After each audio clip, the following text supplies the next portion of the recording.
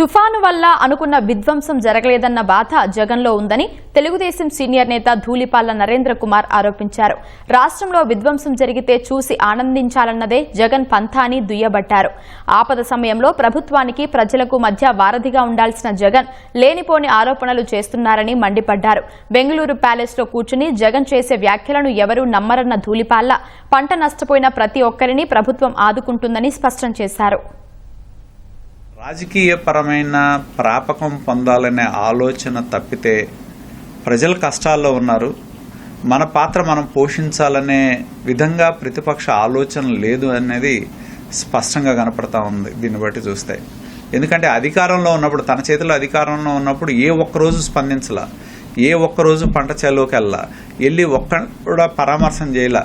చివరికి చంద్రబాబు నాయుడు గారు ప్రతిపక్ష నాయకుడిగా ఉన్నప్పుడు పంట నష్టపోయిన రైతాంగాన్ని పరామర్శకి పలకరించడానికి వెళ్తే రోడ్డు పక్క ధాన్యాన్ని పోస్తే ఆ ధాన్యాన్ని బలవంతంగా ట్రక్కులోకి ఎక్కించిన పరిస్థితి గత పాలనలో మనం చూడటం జరిగింది. అధికారంలో ఉన్నప్పుడు రాలా, ప్రతిపక్షంలో ఉన్నప్పుడు కూడా రాకుండా బెంగళూరు ప్యాలెస్లో కూర్చొని ఆయన ఇదేదో తుఫాను మానవ తప్పిదమని చెప్పడం, లేదా తుఫాన్లు ప్రాణ నష్టం ఆపారు అంటే జగన్మోహన్ రెడ్డి అని ఆయన సాక్షి ఛానల్లో వేసుకోవడం చూస్తే ఇది చాలా హాస్యాస్పదం.